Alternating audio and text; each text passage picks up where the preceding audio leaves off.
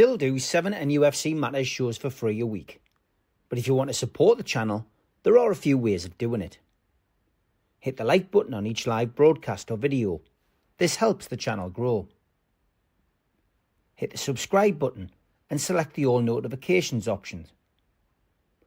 Hit the thanks button to buy a super sticker. You can do this on the live chat too. You can also join our Patreon page or buy us a coffee at the link in all of our video descriptions below. We are also looking for sponsors. If you want our latest advertising rates and how you can get involved, then email John at nufcmatters1892@gmail.com.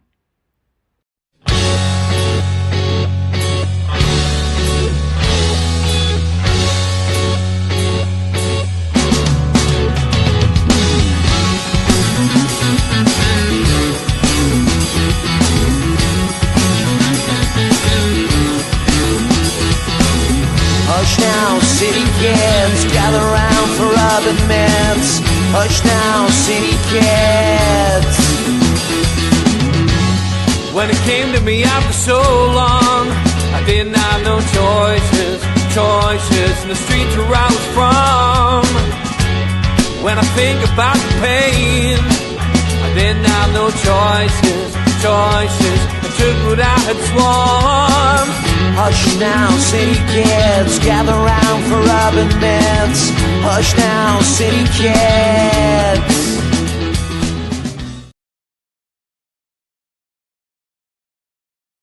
Good evening, welcome along to NUFC Matters. It is the Fans Forum, and as always we have an hour of Newcastle United chat with some Newcastle United fans around the world. So it's good evening to Pablo, Alan, Darren, Magnus, Jeff and George. Good evening to you at home and good evening to everybody in the chat. Okay, well, what a difference a week's make. I mean, last Fans Forum, we were looking at the possibilities of, maybe having Ekatike up front with Alexander Isak. But that was the week that was, Pablo, where we've suddenly found that Ekatike was game for Liverpool. He's signed now, and Newcastle, talking about potentially losing their big striker. Callum Wilson already gone, and Newcastle facing the possibility of potentially not having any strikers coming in at this moment in time. A long way to go. Transfer window doesn't close till the very early part of September, of course.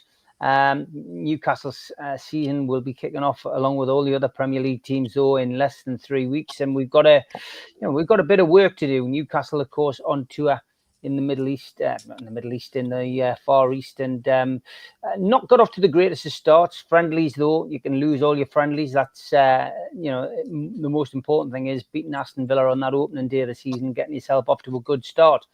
Eddie Howe's latest press conference today. I've just watched it. No bid for Isak yet at all, and lots of talk by the media who would love to see Isak leave Newcastle and cause a complete mess at our club, but no offer at all from Liverpool or for anybody else. Rumours, and I must insist, rumours that Yasser has flown into the northeast and he's here to chat to Newcastle United officials and, of course, the player and officials of Alexander Isak. And Eddie Howe, as he said today, limited conversations with people back home, doesn't want to lose him, but is not in control of his destiny. So, Pablo, where are we going with this and how are you feeling? This has got a long, drawn-out feeling, but the conclusion is definitely not sorted out yet. He could stay and could be a Newcastle player come the first game of the season. He could go, bringing in a vast amount of money for Newcastle, and Newcastle could then have the potential of going and spending a lot of money on 3 or 4 good players, which would probably enhance our team and enhance our chances next season. So all's not lost, but how are you feeling? Probably like everyone else, Paul. I think when the news broke, there was almost a kind of nonchalant, now he's definitely not leaving, like people were coming out with the news stories. But I think probably as the week has progressed, it started to become a good possibility. And when you listen to maybe his reasonings, and when you start to think of it, outside our kind of love for our club, from a footballing point of view, you know, if it was Real Madrid, you know, I'd have given him a handshake and, you know, told him to enjoy his life. But I can understand from a footballing point of view why Liverpool would be attractive. I think I've got that gut-wrenching feeling, lads, that yes, it is going to happen in some way, shape or form. I think with, you know, it's tough because if the guy is driven by money, the fact that Yas has flown in, any monetary worries or any monetary wants from Isak could be sorted out by our chairman quite easily. And when we're talking about £300,000 a week that apparently Liverpool have offered, and people saying that we can't afford that, well, if we were to bring in an extra player, we would be giving them 100 grand a week anyway, 150. So it depends on what value that guy has on the footballing decision, because the footballing decision is to go to Liverpool, or if it's monetary, then he's played a real good game. He's played a real good hand by the chairman's touchdown, and I'm sure any money can be sorted and signed and delivered. But I have a horrible gut feeling that yes, he is going to go across there, and I don't like that. I mean, I don't like the fact he's going to Liverpool. I don't like the fact that he's going to a rival. But for me, if that is the case, then listen, I'd rather play with no striker up front and 11 players who want to be on that pitch. But I think, I don't know, mate. I mean, it's been a topsy-turvy week with the Ekatike thing. It seems that we're firing and we're not quite landing these players. I think an overall feeling of, you know, you lads were talking before we come on air. What I'm kind of caught in the middle at the minute is, so I'll say I'm disappointed, and then there's a certain part of the fan base that'll say, well, hang on a minute, you know, we've just won a cup, we've just won, you know, we've just got into the Champions League, and I totally understand that. But my overall feeling of all of this is, are we going to become one of them clubs that kind of is happy with what we're doing? You know, we're happy we won a cup.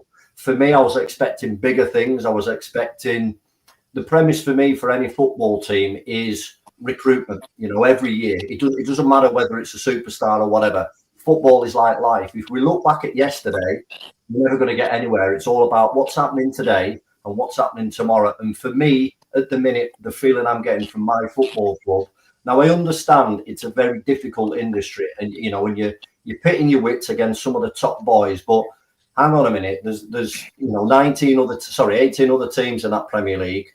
They seem to be recruiting. They seem to be opening up their options. You know, Burnley are not struggling recruiting. Sunderland, dare I say it or not. It seems to be that we've hit like a real kind of stagnant state in our development.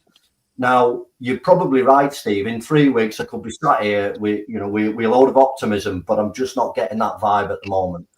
That being said, I hope there's a lot of work being done. I understand there's a lot of unrest behind the back of the club in case that, you know, I don't say unrest as in problems, but the framework and the structure, like I said last week, maybe isn't there to give Eddie exactly what he needs. And the guy I feel sorry for in all this is Eddie, because he's literally just a pawn in a game of chess.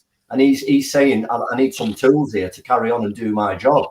And a bad workman doesn't blame his tools. But if I was Eddie, I'd be blaming bad workmanship behind the scenes at the minute. Again, it may be a smoke screen from the club. They may have so much going on we don't know about. But I'm just not getting that feeling, mate. So I'm feeling a little bit flat, a little bit dejected. But, you know, that's football. And hopefully we'll have something a bit more positive in the next few days to announce. But I'm just not getting that feeling, mate. And I don't want to be Nigel negative, but we really need to press on. We've got a tough season coming. And Darren rightly said, if we've got any designs on staying in that Champions League and actually putting up any kind of campaign, Eddie needs tools, he needs players, and he needs them quick. I'll leave it there. Eddie said today, Pablo, in his press conference, he was pressed. I mean, it was a difficult press conference to listen to because obviously there was a lot of the local journalists, and it required translation not only for the question but for the answer as well. And some of them were directed at Dan, some of them were directed at Eddie. But Craig Hope amazingly appeared, and I'm pleased he did, because he asked the questions that we all wanted to ask, which weren't, you know, about the young lad from Seoul who Newcastle have signed, and would he be getting any game time, and would he be would he be playing, you know, what's his plans for him in the future. He asked him about the Isak situation, which is where everyone has got their sound bites from, which is of course that there's been no offer for him and he hopes he stays. But he was also asked about the director of football and the sporting director and the CEO and what the situation was behind the scenes with regards to them. And again, I thought Eddie answered that question well. He didn't play with a straight bat. He answered it very honestly. And I'm very surprised that the news outlets haven't chosen to pick up on this. Sky haven't picked up on it at all. But he said, we need those decisions to be made, with the right people attached. But he also then said, we don't want to rush those decisions. He says, although I would like it to be sorted out quickly. I don't want the quality and the correct person to be hampered by it being rushed. So clearly Eddie is being consulted about that and about who comes in. But I made the point on the Amigos, Pablo, about this to the lads that, are you likely to get somebody coming in as a sporting director whose first job could be to say goodbye to Alexander Isak? We know what our fans are like. A lot of our fans will react. There'll be a huge knee-jerk reaction. And that person starts off, on a back foot if Alexander Isak goes. If he stays, of course, let's look on the positive side. He could be the man who persuades Alexander Isak to stay, and he gets treated like a hero for a few weeks or months. But yeah, do you think that's hampering our ability to bring somebody in? I think it is, mate, and it's even with all the stuff with Paul Mitchell, the kind of the turmoil of getting him in and out. That's what.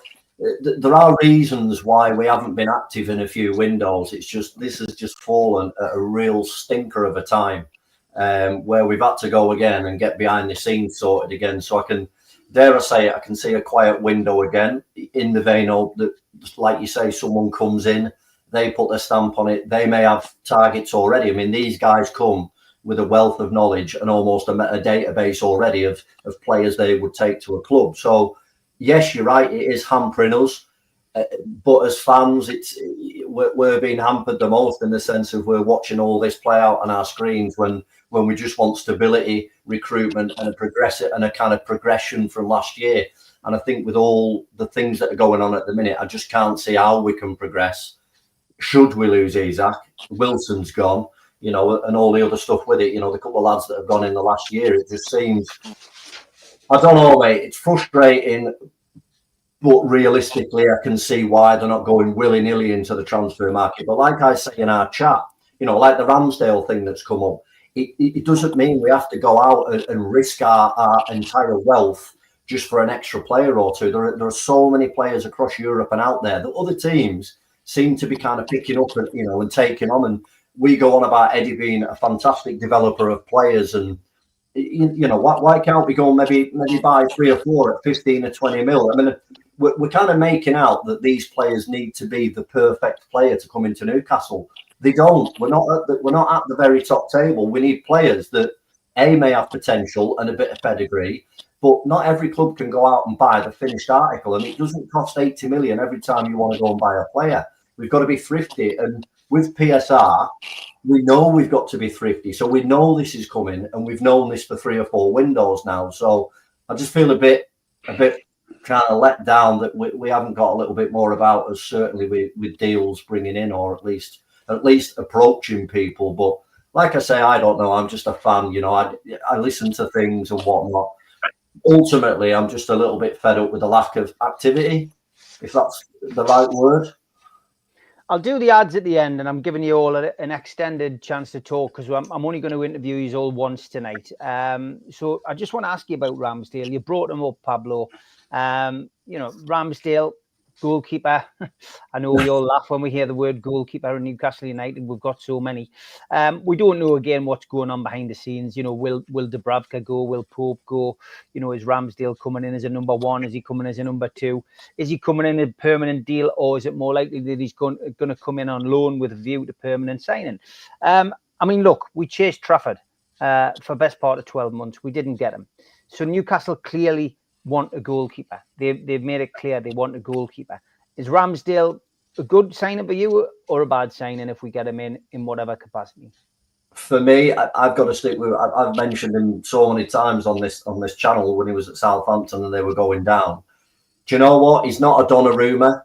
he's one of them players that I've liked for a while, and I think when you look at a player coming in, it's a mixture of everything: risk, cost, ability, and potential.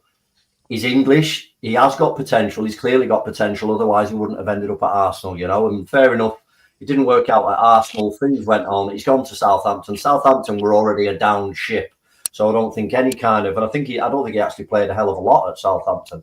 For me, Aaron Ramsdale is a very good fit for us currently, because my ideal situation would be Dubravka and Ramsdale. As we know, I'm not the biggest fan of Nick Pope.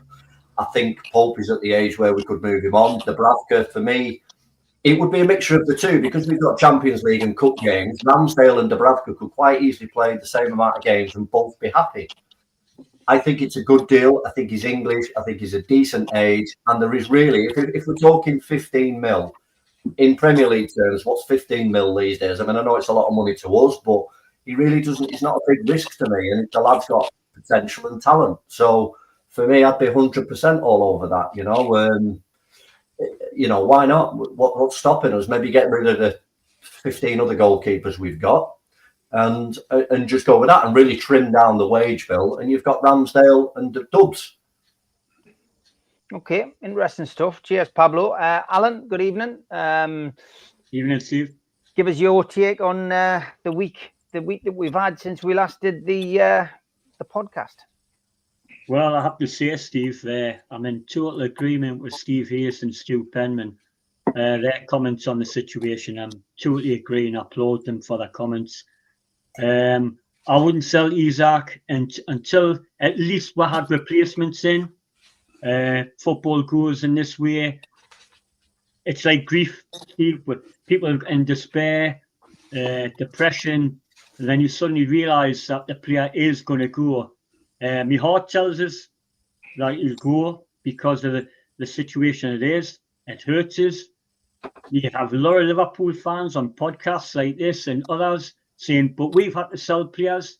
Which players have they sold, and to who? They've sold them to Bayern Munich, Barcelona, Real Madrid, not their arch rivals. Not their arch rivals. And if we want to get there, I hear people say in podcasts, he's wanting £300,000 a week. Well, I'm sorry, lads. Got to tell you that in 5-10 years' time, all of our players should be on that wage. If you want to compete at the top level, you've got to have wages like that. Every player's got to be on £200,000. And maybe the understudies on less than that. Man City do. If you look at the latest figures for wages, Man United, Man City are 100-odd million more, pay more than us. And to get there, Steve, is exactly what Stu Penman said. We need sponsorships. We need sponsorships and sponsorships. And we need a direction. Eddie Howe has been left high and dry here. He's like a ship with no sails, no rudder, no oars. And what will happen is, come November, December, you'll have the Eddie Howe Brigade out in force if we're lying 8th, 9th, 10th in the league, because he hasn't got the tools to play with. I feel sick in my stomach if he goes to Liverpool. I'll feel awful, but I can see it happening. I hope it doesn't happen. I hope he stays. I really do. I hope they get together and offer him a contract and listen, we're going places. There's one part I disagreed with Mitch with, was about Wissa, about saying he wasn't going to train for Brentford because he wanted to come here. Well, that's exactly the player I wanted to come. If he wants to desperately come here, isn't Isak doing the same to get away to Liverpool? I don't see any Liverpool fans criticise them for downing tools at Newcastle because they want him. I want Wissa if he wants to come that badly. I think the Ramsdale deal is like Pablo says, is a good buy for where we are. He wants to improve himself. He wants to be in the England squad for the World Cup next year. He's 27. And many Arsenal fans didn't want him to leave at the time when he got palmed up to Southampton. Not many fans it was touch and go. They thought he was just as good as the keeper they've got now. So I'm all in favour of the Ramsdale deal. Lads, I know there's been a lot of negative comments by people saying, I do believe Dubravka and I do believe the Greek keeper will get hied out the door. We cannot have 25 million goalkeepers, surely. So that will rectify itself. We've got as much, people have got to realise this PSR is stumbling on wages, not the facilities, not the sponsorships. And to get them is the only way we're going to improve as going forward, lads. We get Cisco in, we get Wizard in, we sell Isak. 2 years down the line, Cisco scores 30 goals for us. We finish 4th in the Champions League or 5th, and then he does it again. Who's going to be after him? Liverpool, Man United, Man City, and it goes round in a full circle. That's why I'm dead against Isak being sold, because the profile of the whole club is at a crossroads now. He is one of the top strikers in the world, and if we sell him, if he was 28, 29, then I would say fair enough, go. But if it was now where he's at the best years of his life to come, what say is next year? Tonali wants to go. What we're going to do there, lads? It's a vicious cycle here. That's why I'm so depressed if Isak goes, because I can see this playing out. And lo and behold, Steve, we've got, next year, we'll finish 8th or 9th, which I think even now, unless we get signings immediately, we'll finish round about there if we're lucky. Then, Tuchel, World Cup. Does anybody think England's going to win the World Cup? Seriously? No. Tuchel, bye-bye. Eddie Howe, bang, bang. You hear it here first, Steve. Eddie Howe will be the England manager this time next year if we don't sign players, because he's getting badly let down by Mitchell, by the board, by Darren Neils, who got rid, bearing in mind he got rid of Mirdad and Amanda, got rid of them too. Now Mitchell comes in, he bails ship, and Eddie Howe said it last week in the Celtic interview. He was basically left in the crap with Mitchell leaving. So there you go. So he's scrambling, and he's going to be the fall guy for all this mess. I do feel sorry for Eddie Howe. He's not blameless. Every manager makes mistakes, but he's getting left behind here by the top management at the club. We've got no direction, lads. We haven't even, like I said, prior to coming on, Steve, we haven't even made a decision on the ground. 15 months later, we don't know if we're going to build on it, move away, or move to Leeds Park, and it's 15 months. I saw Leicester City's facility, new training ground facility 4 or 5 years ago, £80 million. It looked tremendous. 4 years later, lads, is there a brick being built on this new facility for the training ground? Yes, we've tarted up the training ground in Benton for 10 million. But if you want elite players to be attracted to your club, you must have the facilities behind you, and the new ground will provide that. At the minute, we are in a massive crossroads. Do we want to finish? I'll end on this, Steve. Do we want to finish 6th and 10th every year? Because at the minute, lads, I feel as though that's all we'll be able to do under the present rules and the management we've got in place, because that's all the PSR rules allow it to do, because the top 6 are way and gone, because they're going to keep improving every year, and we haven't. We've got 1 player in this season. We need 5 at least before the end of the season. And, we desperately need signings before we even think about selling Isak. So, me, Steve, Isak's got to stay another season. We know it's on the cards. We can't keep an unhappy player forever and get it sorted. But that's my take, Steve. I think the thing is, I mean, look, I was pretty down last week when all of this developed, because I was focused pretty much on Ekitike coming in, Newcastle, and Newcastle having 2 great strikers to dovetail and to play. But as every Newcastle fan knows, supporting our club is sometimes the most difficult thing in the world to do, because you go on this emotional roller coaster because you're that invested in the fortunes. The other thing with the Isak situation, I'll point to, Alan, is that the deal that Salah has got now at Liverpool, that was going on for 3 or 4 years. Yeah. Salah was leaving, Salah was leaving, Salah was leaving, Salah was going to Saudi, Salah was going here. Salah hasn't gone anywhere. Now, that could be the same situation at Newcastle.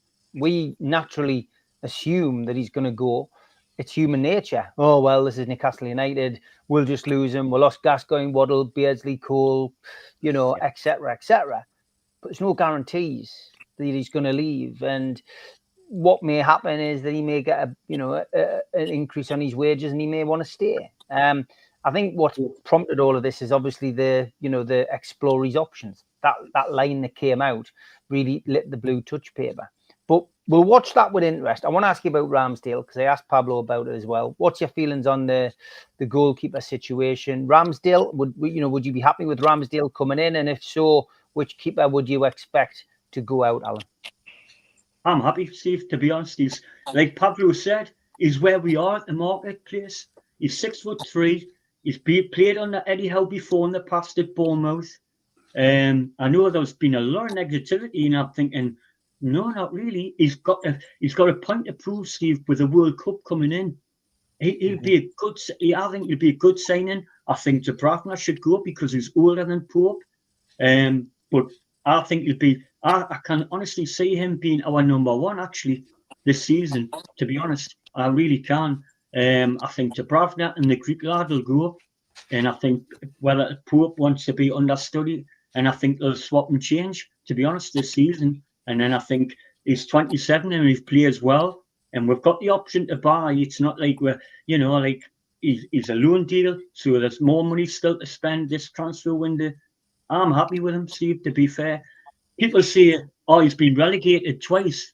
Well, hold on a minute. Who's number one in England? Pickford. He's been in four or five relegation battles for the last 5-6 years, and he's England's number one. So just because the team you play for, it doesn't matter. He's played in two really bad teams, as we know. Southampton, probably one of the worst teams in Premier League history, as well as Sheffield United.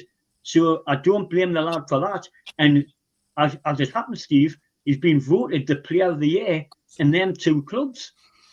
So that tells you that he can't be all that bad. So I'm in favour of Steve. Me, I know there's been a lot of negativity about it. Yes, would he take with the title? Probably not. We need a better one again. But for where we are now, like Pablo said, I think he's ideal. I think he's a good signing. Okay, interesting stuff. It's all about opinions. Darren, over to you, mate. How are you feeling about the Isak situation? Like you said, Steve, 2 weeks ago, talking about the Ekintiki is coming in. We're going to have him and Isak up front, and then it just took a massive hit on him. It just went downhill.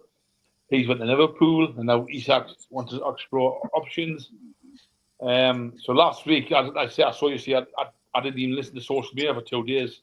I just think people's reaction, was just crackers. Do you know what I mean? But I have two opinions of it. As a Newcastle fan, you're not because he's a good player. You don't want to leave. Please stay. But as a player, and if I was a player, I would look at Newcastle. If we finish 5th, and legend Bob Robson say you've got to do better by getting better players in, but we haven't done that. When massive backwards, we've got no sport directing in. We've got nothing going on behind the scenes. He's not stupid. He knows the club's going backwards. He's not going forwards. He's what's coming in. And if you look at all your Chelseas, your Man U's, your Liverpools, your Arsenals, have all strengthened already. They've got players in now. You get like living in England or training with the teammates, getting settled now, where Newcastle are actually miles behind them. So if we get somebody in next week, they've got to get settled and get used to how Newcastle train and what the routines they do and all that. So Isak's probably thinking, yes, we think we're a big club, but worldwide we're not. Worldwide we're not. Like say, your Liverpools are more popular than us, and your Man U's and your Arsenal are more famous than us. We're big in Newcastle, which pains me to see, but worldwide we're not there yet. But just if you want to go, but we need replacements badly. But it's gonna be I think it's gonna be a difficult season now. I agree with Alan. Alan for the very well. I agree with Alan, but I think we're gonna finish 10th, 9th if we're lucky. unless we get 5 players through the door, it's going to be a difficult season.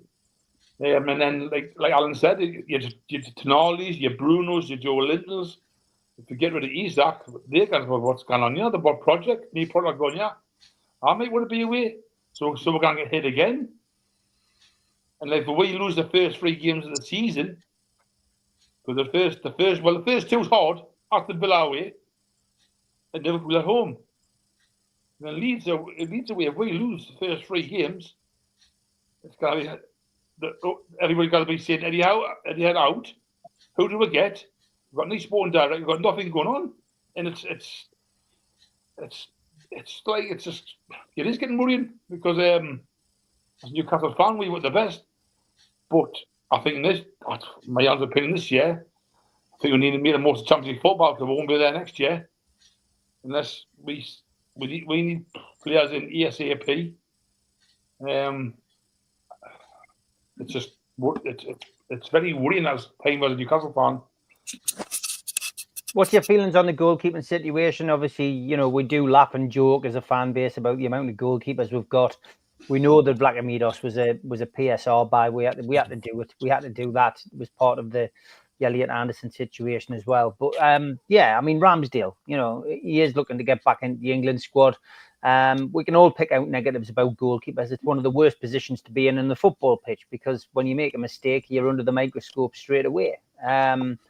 You know, forget about his loss of concentration, or he's admits losing concentration in some games when he's done a podcast. And obviously the joke that was made about the Southampton game where he was watching a pigeon. But you know, we can all pick out these negatives. But he's not a bad keeper, Darren. And if he's coming in to compete against Pope, we need that. What's painful? What kid mentioned before we got linked with him, so I was a bit knocked because he phoned us bragging and saying, "Oh, I did tell you, Ramsdale." He mentioned Ramsdale, so he phoned us yesterday, rubbing in a little bit, saying, "I did tell you." Mm-hmm. But after what Nick Pope did against Celtic, I think it's the ideal place for Nick Pope. I would sell Nick Pope now because I'm sorry, but Nick Pope against Celtic is great off in Newcastle. So Ramsdale probably better than him because Alan said 27-year-old.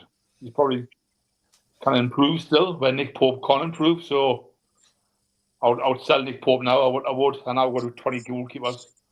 But I would sell Nick Pope and I would get Ramsdale in all day long. Okay, good stuff. George, good evening. Hello, Steve. Good to see you, as always. Yeah, we've obviously heard your opinions over the last couple of weeks since the last couple of days since the fans forum. But yeah, I mean, the twists and turns continue. Eddie Howe's press conference today, you heard us talking about it. And obviously now linked quite heavily with Ramsdale, Sesko in the mix as well as a potential target. But as always in this transfer window, whenever Newcastle get linked with somebody, then magically one of the top 6 suddenly gets linked and seems to favour a move to here or there. How are you feeling, George, since the weekend? Well, still relatively optimistic in my view about Isak's. Is it where it was last week when I was on fans forum and upset people by saying, as far as I was concerned, he was dead. I haven't changed that opinion. George, you've reminded us 2 seconds because I do want to read this out. You probably heard it, but I will read it out anyway. Again, there was an email that we got from somebody yesterday, and it was where is it? Basically, just saying that you know you didn't say that, George. I'm just got to find it because yes, I'll tell you where I put it. Yeah. Here it is. It was basically just to say that you didn't say anything. There was Peter Stott watching this late, but I've got to say. To the person who said they thought that George had said that he wanted Isak dead, you've got what George said totally wrong. He said he was dead to him and not that he wished he was dead, which is something totally within his opinion to say. If you listen properly, George even said he wished him no harm. The meat and 2 veg getting washed down the plug hole was a swipe at how angry he is with Isak. So don't attack someone just because you can't understand what is being said and in what context. George is absolutely fantastic on NUFC matters, Please listen to the whole of what is being said and don't just jump on words and make them fit what you thought was said. I think a bit more education is needed on your side, and no one wished anyone dead. Just my opinion, Team George. So there you are, George. You had a viewer who felt obliged to get you involved. Yeah, I mean, I'm just basically a Newcastle United fan who happens to have been around nearly 80 bloody years. So there's nothing much I haven't seen. The one thing I can't tolerate and can't stand are people who are disloyal to a club for their own reasons.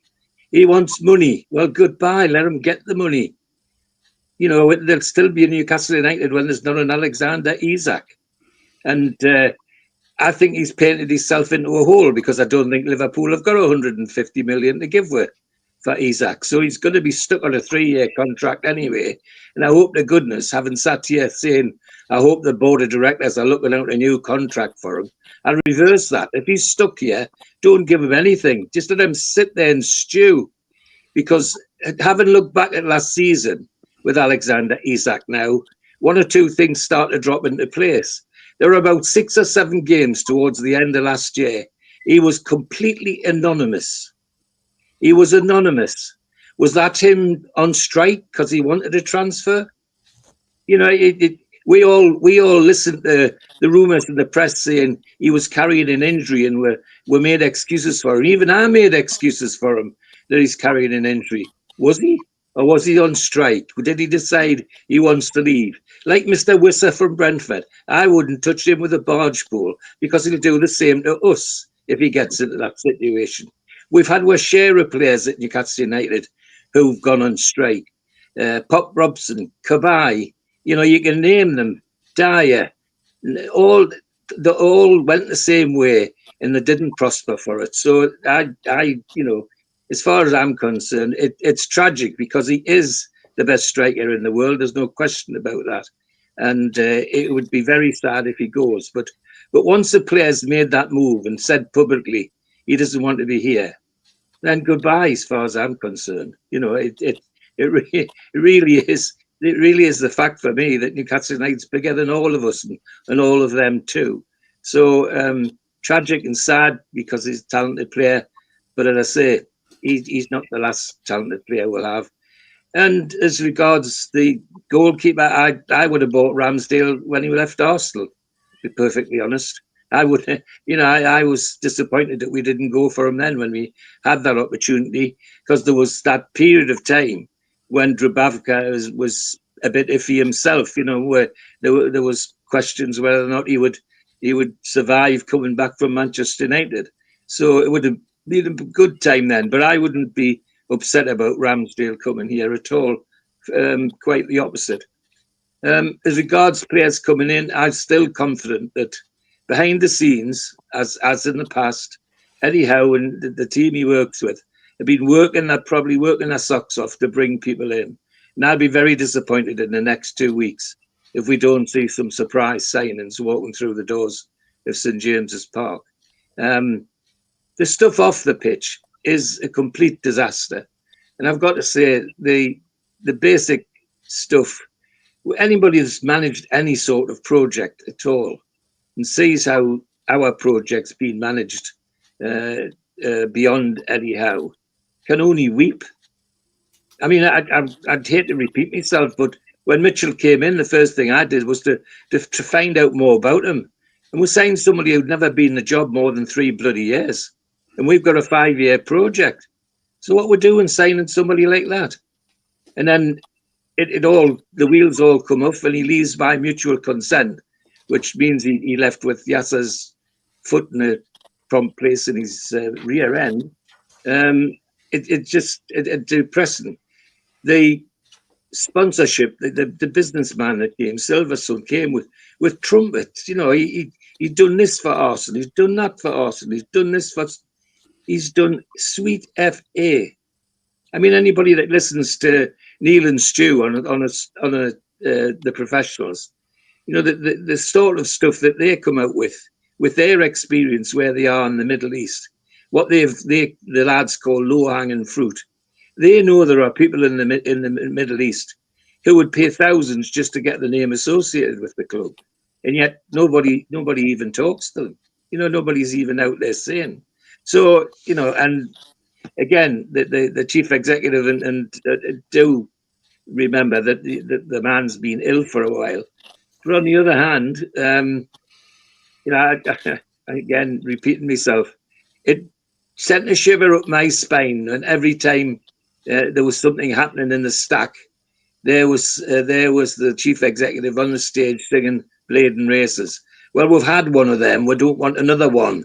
The one that we had, we've shot off back to bloody London, and we don't want them back. So, all of that really does upset me and worry me. And I think it's beyond time that the chairman got hold of that situation at the management at that level. As regards the other things people have mentioned, things like the stadium and what have you, I still have the view that the stadium isn't held up at all here. I think the stadium's held up in Saudi Arabia. We've got a company who wants to be number one, and they will want a number one stadium. And we're all arguing about whether it should be 70,000, 75,000. Well, had on your hats, lads, it wouldn't surprise me if it was 100,000. There you are. I mean, maybe totally, left field on that. So I'll finish because I'm starting to ramble. I'm still as optimistic a Newcastle supporter as I was yesterday, as I was a week ago. Very disappointed Newcastle supporter because of the situation that Isak's put in. Don't forget, look at the timing of when he's done it as well. Do you think that's an accident? I don't think so. It was to get the maximum effect in the hope that somebody would come running in and snap him up straight away. Well, it's backfired on him at that part. So I'm still as optimistic. And having watched that friendly against Arsenal, there are lots of positives out of that even. I mean, Will Asula nearly got a whole game and looked like a Premiership player for once, thank goodness. And other good things came out of it as well. Bearing in mind, Arsenal kept their first team on nearly 74 minutes, where we were changing ours all the time. But there were lots of good things to come out of that and positive things for the future. So I'm still Mr. Optimistic, and I'm looking for good things in the next couple of weeks. I've noticed there's a few podcasters and journalists coming out with the line that other people at the club are unhappy, other players at the club are unhappy. Yes. But Kieran Trippier coming out yesterday, George, via the media, I thought was quite a positive. Yes, and I think I said to the lads before we even started that what saddens me, some of the people journalists I respect have joined on that bandwagon, like Liam Kennedy. I watched a podcast that Liam was on just the other day before, and I would have to pinch myself to make sure he was still talking about Newcastle United. If you believe what he was saying on that one, is that there's almost a dressing room revolution. There's no sign of any of that. If you look at the body language of the players that played the other day, look at when they went out. They were all happy to make excuses for Isak even, saying he was getting treatment for an injury and all that sort of thing. Well, if you're not together, that's not going to happen. Kieran Trippier hit the nail on the head for me as well. I don't think this is a mass thing. I think it's a mass disappointment for Isak's mates, thinking, well, look what he's done and when he's done it. But after that, I think we're pretty solid. And as I say, I'm as confident now and as a Newcastle fan as I've been for a long time. All about opinions. George has always got a strong one. Jeff, what about you? How are you feeling about the current situation at Newcastle? Well, first of all, I'd like to counsel a few people here. I feel like counselling is needed. This is still the cricket season.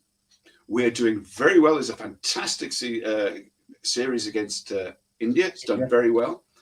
And if you want some interest in it, we are playing baseball, right? We are playing a style of football inspired by a northerner.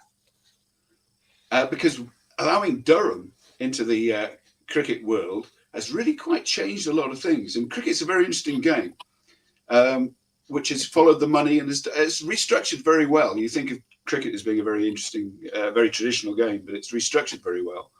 And it's also used new technology much better than we have in football. Anyway, that's that.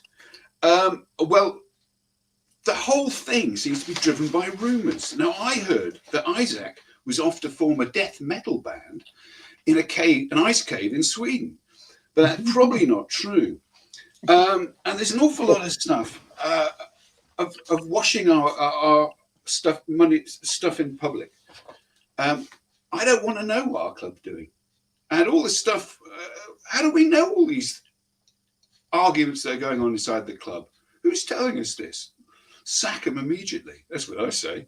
And a week seems to be a long time. You know, we have a problem because Mitchell's left. It takes a while to sort that out. And the fact that we were depressed about it last week and we're still depressed about it this week, it's going to take a little bit longer. And there's so much, if I was this and if I was that. I mean, if I was my aunt and my sister was my uncle, I'd have web feet and live in Norwich.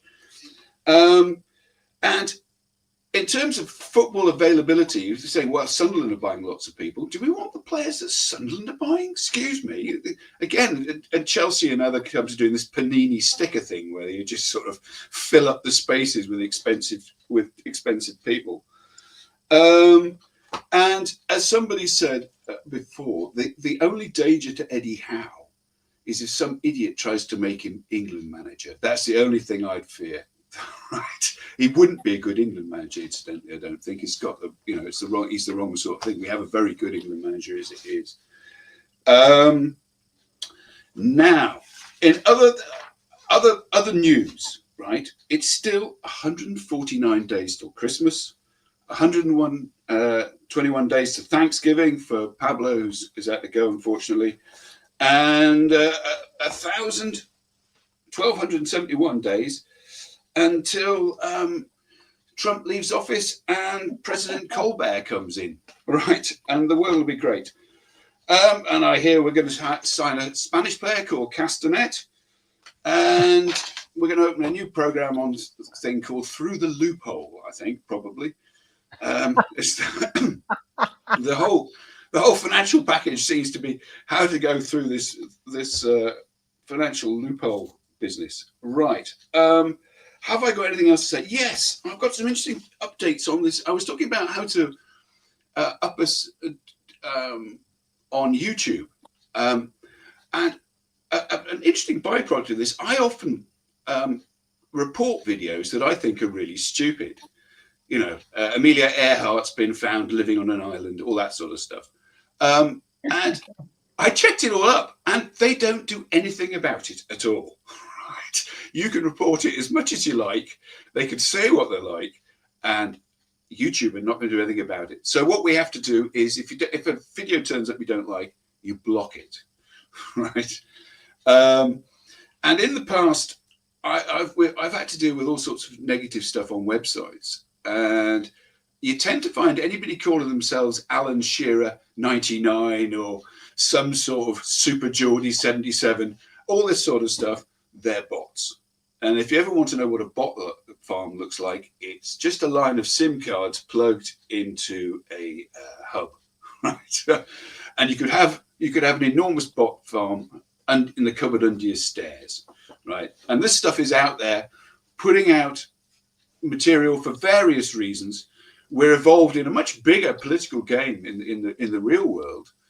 In those who don't know, it's an interesting story about Sonny and Cher, who were having a dispute over the rights to some lyrics, and we're on the side of Sonny when it comes to this, incidentally.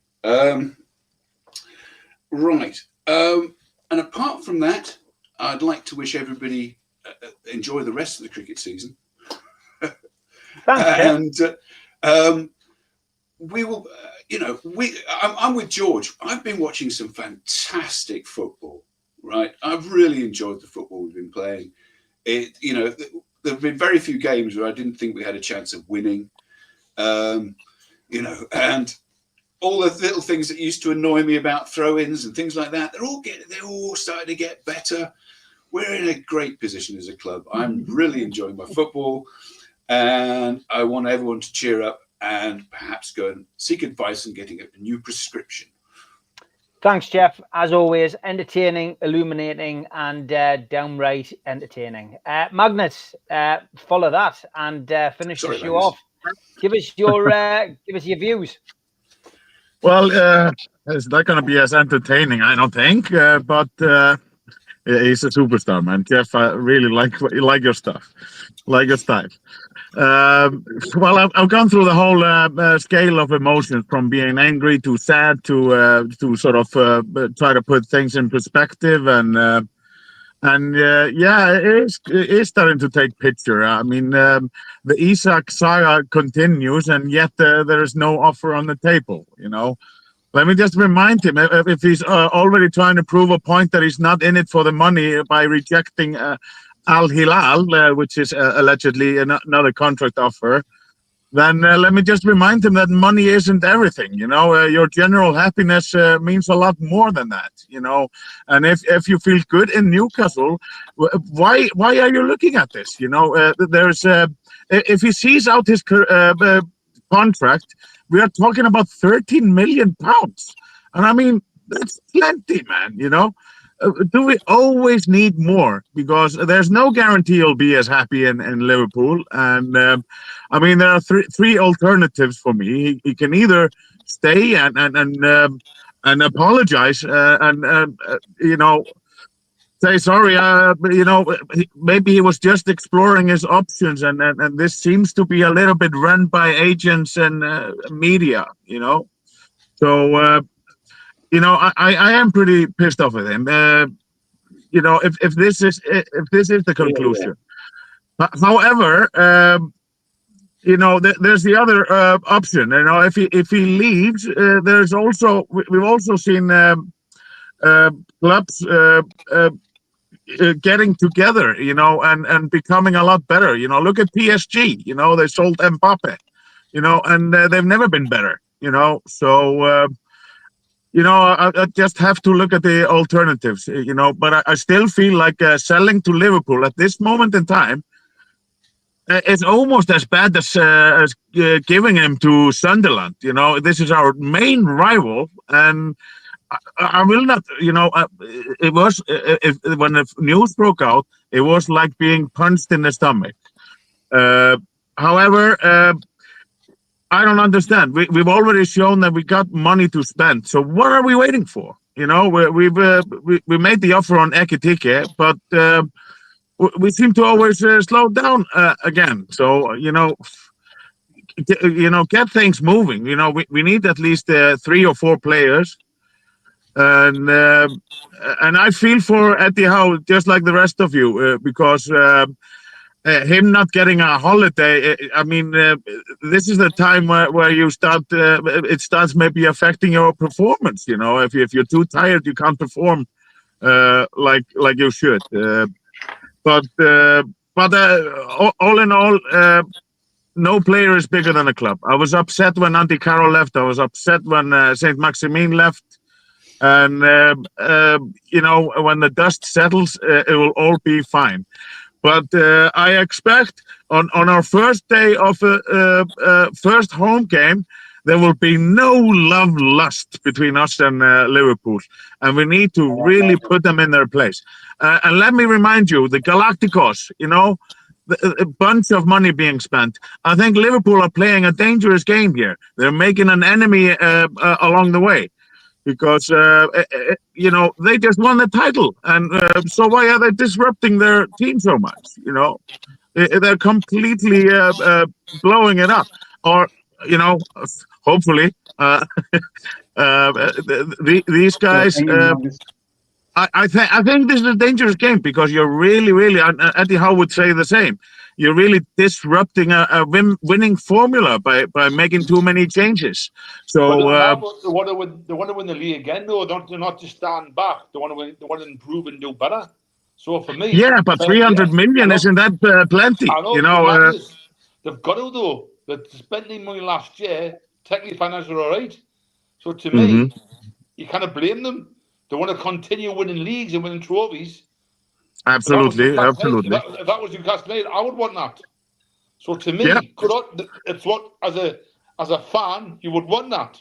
I'm sorry. Yeah, we are going to be spending as much as we can, and it is not a level play field, is it? I know, but you keep saying while they're doing it.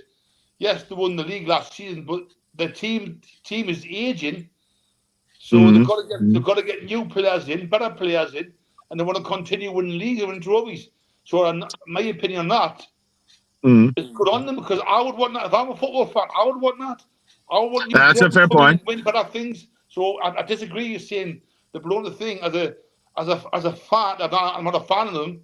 Not to don't support them, but as a neutral, I'm going, well, fair play to them, because they want to win the league next year again. They're not just sitting back and say, "Oh, we won the league."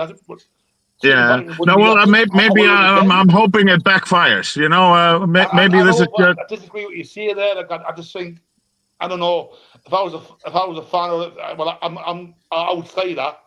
I just think it's good on them, because they want to continue pushing and winning trophies. And Absolutely. And if you can spend the money, you probably always would. Yeah. So as a Liverpool fan, you're buzzing. But for us, we hate it. But as a realistic point of view, you want that if you're a Liverpool fan. Well, why are we not showing our teeth? We already showed we had some budget before any of this happened. I just don't think we've got any organising in the background, mate. And I don't think any help can do the two jobs. No, I mean, especially when he's somewhere in Singapore and Korea. I mean, it's a little bit, you'd have to have a clone of him or something, I just think that's how bad that club's at. It's getting run bad at the minute. It completely. We need to improve it. ASAP. Yeah. I mean, it's obvious that we need. He needs to be able to speak to somebody. He needs somebody to take some of the workload off him.